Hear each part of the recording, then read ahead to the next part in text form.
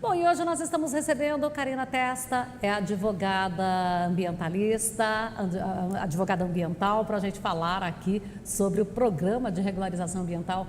Karina, boa tarde, tudo bem? Boa tarde, Fabélia. Boa tarde a todos. Tudo jóia com você? Aqui, 100% vamos ver essas questões ambientais, porque a legislação vai fazendo cobranças, o produtor precisa se adequar. E às vezes ele está lá ocupado e a gente sempre faz questão de trazer, de alertar e de lembrar, ó, a data está chegando. Como que é o Programa de Regularização Ambiental, PRA? PRA ou PRA, hein? Como é que chama mais? Tem pessoal que chama de PRA, tem outros que falam PRA, não tem... PRA vai ficar mais fácil. Então, qual que é o prazo para fazê-lo? Então, essa questão do prazo, ela virou uma novela já na nossa vida, né? O Programa de Regularização Ambiental, a princípio, lá quando foi instituído, entrou em vigor o Código Florestal, o nosso Código Florestal em 2012, ele previa algumas obrigações, entre elas de que a União, os estados e o Distrito Federal iriam instituir esses programas de regularização ambiental. Então, a princípio, a União ela teria um prazo de 180 dias a partir da publicação para falar assim, olha, essas são as normas gerais do PRA. E, na sequência, os estados também teriam esse prazo. Depois, teriam um prazo de 1 ano, prorrogável por mais 1 ano, para, de fato, estabelecer esses programas. Só que isso não foi cumprido, vieram alterações no Código Florestal, foram feitas prorrogações de prazos. E o último decreto do ano passado, que regulamentou essa questão, o que ele disse? O prazo para adesão ao PRA, ele é de acordo com o CAR. O que acontece? O CAR ele não tem mais um prazo previsto, você pode fazer ele a qualquer momento. Mas então ficou estabelecido lá no Código Florestal com essa alteração que o proprietário rural ou poceiro rural, ele precisa aderir ao CAR, que é o Cadastro Ambiental Rural, até dia 31 de dezembro de 2020. Então, esse ano, no final desse ano, o prazo para você se inscrever no CAR e para aderir ao Programa de Regularização Ambiental.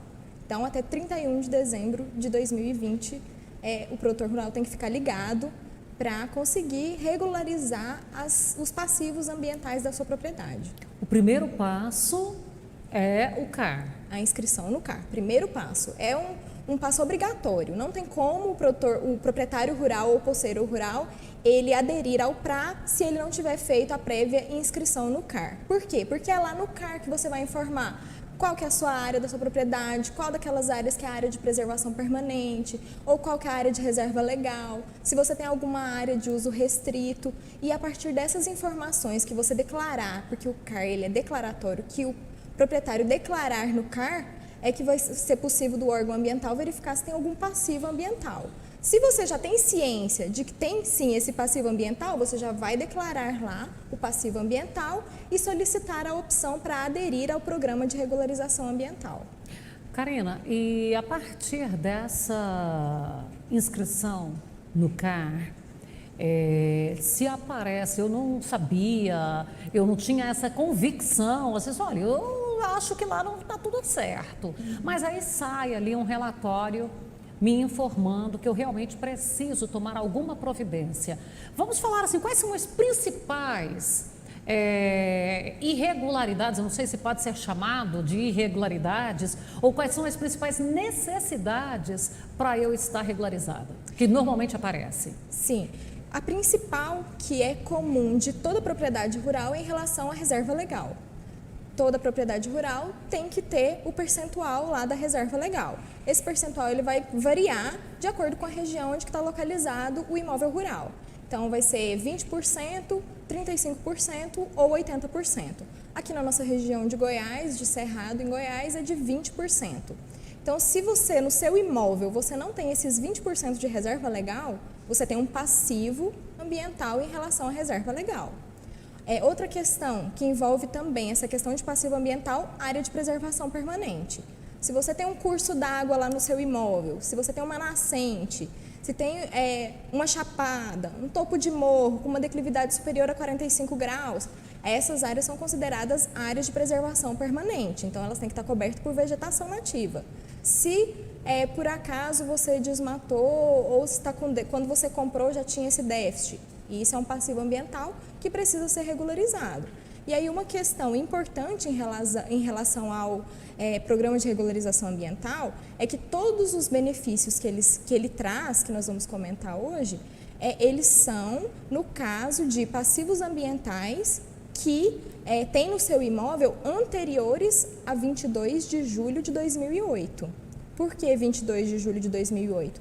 É a data que é considerada como um marco legal das infrações ambientais, que foi quando entrou em vigor o Decreto Federal 6.514, que trata das infrações administrativas ambientais. Pois é, porque, por exemplo, aí eu me lembro muito bem que foi uma discussão intensa, porque se não tivéssemos essa data aqui, por exemplo, os cafezais em Minas estariam todos, é claro, a gente está falando generalizando, mas nós teríamos ali muito cafezal irregular, nós teríamos pastagens aí em muitos lugares irregulares. Então, aquela cultura, aquela atividade que estava implantada até 22 de julho de 2008, ela não é irregular.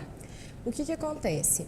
Como não existia até então, até nessa data, uma legislação que tratasse especificamente da infração administrativa em relação ao meio ambiente, existia a lei de crimes ambientais, mas tem infrações que você comete que elas não são crimes, que elas são infrações administrativas. Então, essas propriedades que desmataram irregularmente a vegetação anterior a 2008 e que permanecem desenvolvendo algum tipo de atividade agrícola, pecuária, enfim, essas áreas são consideradas áreas consolidadas. Então, o que acontece? O passivo ambiental, ele existe? Sim, mas o programa de regularização ambiental veio justamente para falar, olha, quem tem essa irregularidade anterior a 2008 tem uma série de benefícios para regularizar a sua questão. Não é que ela não esteja irregular, ela está irregular em relação ao passivo que ela tem, mas ela pode regularizar de uma forma mais fácil, né? É essa regularização que vai fazer toda a diferença, porque ela era até essa data. Exatamente, até essa data.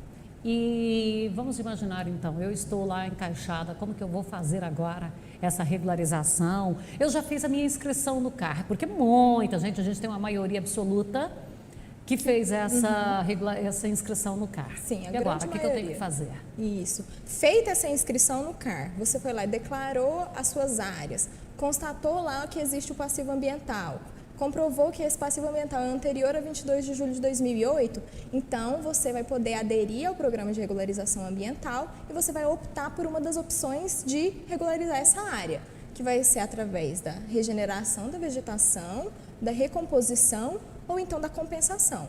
Regenerar é só para as áreas que atendem essa necessidade, então você tem uma área lá que ela já está no estágio inicial ou no estágio secundário de regeneração. Você vai manter aquela regeneração até ela chegar no estágio avançado. Recomposição é quando você optar por fazer o plantio. E aí o interessante dessa situação do programa é que ele concede um tempo grande para você poder fazer isso. Então, você vai poder plantar espécies nativas, inclusive em situações que você pode conjugar ela com espécies exóticas e vai poder explorar posteriormente essa área consolidada na medida do possível. Ou então através da compensação. Aí a compensação tem uma série de situações. Você pode adquirir uma área para compensar a sua reserva legal, você pode adquirir cota de reserva ambiental, imóvel de unidade de conservação para doação para o poder público. Então você vai optar por uma dessas opções que melhor atende à necessidade do seu imóvel. Nessa opção de fazer aquela, não é a regeneração que tem aquele prazo mais alongado? Isso, a recomposição. Recomposição. Nesse caso da recomposição, eu posso ir trabalhando, por exemplo, pecuária floresta, aquela questão agroflorestal, que daí é quando eu vou desmamando? Exatamente, pode. Inclusive, você pode permanecer com esse método, porque a sua área é consolidada, você vai recuperar, mas você pode inserir esse sistema agroflorestal, por exemplo, e para obter uma exploração econômica naquela área e continuar utilizando. associando, né, a preservação ambiental com a atividade econômica da propriedade rural. Que a gente tem aquelas situações da primária, secundária, terciária, e aí, claro, que precisa de um profissional para fazer essa orientação. Exatamente. Então, quando você adere a esse programa, você precisa apresentar um plano de recuperação da sua área. Então, você vai procurar um profissional, um técnico ambiental, um engenheiro florestal, um engenheiro ambiental, para fazer esse plano de recuperação da sua área. Então, lá você vai constatar os prazos, delimitar quando que você vai fazer, como que você vai fazer. E o órgão, ele fica o tempo inteiro fiscalizando isso. Ele vai fiscalizar se você está cumprindo, se você não está. Tanto que a adesão a esse programa de regularização ambiental, ela só se consolida quando você, o proprietário rural, ele assina o termo de compromisso. Então, ele vai assinar um termo de compromisso que vai constar tudo que ele tem que fazer, qual que é o prazo que ele tem que fazer, e esse termo de compromisso, ele é um título executivo extrajudicial. Se não for cumprido, ele pode ser levado a juízo e você pode ser forçado a cumprir através do Poder Judiciário. Karina, quando então nós vamos falar ali daquela recuperação, que tem que fazer esse planejamento. Nesse planejamento, ele vai constar assim, nos primeiros 12 meses, ou eu já vou em 36 meses, porque a gente sabe que a produção de mudas, ou que seja por sementes, da maneira que for, não é aquela coisa rápida. Não. É como que normalmente esse planejamento, ele vem ali com 10 anos, 20 anos, como que é o básico dele? Então, esse programa de regularização ambiental, ele permite para o proprietário rural, por exemplo, ele tem uma área de reserva legal que está deficitária. E aí ele precisa recompor aquela área. Se ele optar pela recomposição, por exemplo. Aí esse programa ele permite que você faça essa recomposição até 20 anos. E você pode dividir isso como? Dividir essa área que você precisa recompor em 10 partes e a cada 2 anos você vai recuperando uma parte dela. Então, é um programa que realmente ele traz um benefício, que ele traz um prazo grande e que possibilita você fazer um planejamento até em questão financeira, né? Porque não fica barato você recuperar uma área. Então, você vai recuperar 1/10 daquela área a cada 2 anos, completando 20 anos você está com a área restabelecida e aí já pode apresentar para o órgão ambiental que você cumpriu, então, o seu compromisso que você firmou no termo. Então, imaginamos assim, a minha área, eu preciso fazer uma recomposição em 200 hectares.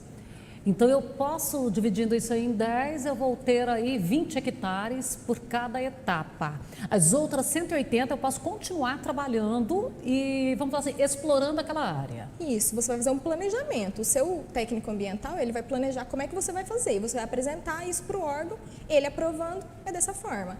Você apresentou, ó, essa área aqui de 20 hectares, eu vou, nesses 2 primeiros anos, recuperar ela. Nos próximos 2 anos vai ser a próxima. Aí eu vou ficar já com 40 hectares parado, que daí eu vou migrando ali, eu vou... Isso, mas lembrando aí que você pode... Que eu falei, é o desmamar, é o desmamar mesmo. Isso, aí você pode, lembrando que você pode estar explorando, depois que ela já estiver num estágio recuperado, você pode fazer aquela exploração que é permitida na reserva legal. Você pode extrair produtos dela, desde que não comprometa a cobertura do solo, a vegetação nativa que está lá. Pode já fazer um planejamento com árvores ali para produção de mel que sejam atrativas para as abelhas? Pode, inclusive, através desse programa, ele permite que metade do plantio ele seja de espécies exóticas, que aí permite aquilo que você comentou, você fazer um sistema agroflorestal, às vezes plantar um eucalipto que você pode explorar depois. Então, ele não fica só com a exigência de árvores nativas. Não, porque é uma área consolidada, você está utilizando ela anterior a 2008. Entendi. E também quando a gente fala desta terceira opção, que é aquela de compensação de áreas. Isso. E aí depende do bioma, depende de tudo. Sim. Por exemplo, vamos pegar aqui um exemplo muito prático que nós estamos em Jataí, e em Caiapônia, eu posso ter uma área de dessa para eu compensar em Caiapônia, em outro município aqui? O bioma é o mesmo. Pode, porque tem estado que delimita que essa compensação ela pode ser feita só em imóveis dentro do mesmo estado. Tem outros estados que possibilitam que ela seja feita nas chamadas áreas prioritárias. Então, se você tiver uma área que ela é denominada pelo governo como área prioritária, talvez ela possa ser utilizada para compensação. Então, vai depender da legislação do estado. O Código Florestal, ele estabelece que tem que ser no mesmo bioma. Só isso? Exatamente, mas tem uma discussão perante o Judiciário, o STJ, discutindo toda essa questão, se é mesmo bioma, ou se vai ser mesma bacia hidrográfica, ou se realmente é mesmo estado, então tudo isso é uma discussão. Mas você vai analisar primeiro a legislação do seu estado para ver o que ela está falando, que é a legislação mais específica em relação a isso. E aí essa opção da compensação ela é muito interessante, porque o produtor rural ele não vai precisar desfazer de uma área produtiva para recuperar a área, para ter regularizado a sua questão. Ele pode adquirir outra área para fazer essa compensação. E que às vezes a aquisição dessa outra área pode ficar até mais barata para ele. Exatamente. E o produtor que tinha essa área pode fazê-la transvirar dinheiro. Exatamente. Eu viro um comércio de reserva legal, por exemplo. Aí é onde a floresta de pé vale dinheiro. Exatamente. Bom, Karina, a gente já está aqui finalizando. Mas, acima de tudo, ter o acompanhamento profissional é muito importante. Com certeza, para você evitar qualquer multa ambiental, qualquer divergência em relação ao que a legislação está prevendo e para você também impedir que isso possa impactar, às vezes, no financiamento, na busca de alguma coisa perante um banco, alguma instituição financeira, porque realmente elas exigem essa regularização. A gente está aí vendo o CAR, que é exigido em todas as situações, então o proprietário rural ele precisa estar atento a essas questões e regularizar o quanto antes a sua propriedade. Bom, muito obrigada pela sua participação conosco. Eu que a agradeço. gente volta a falar mais desse assunto. Voltamos.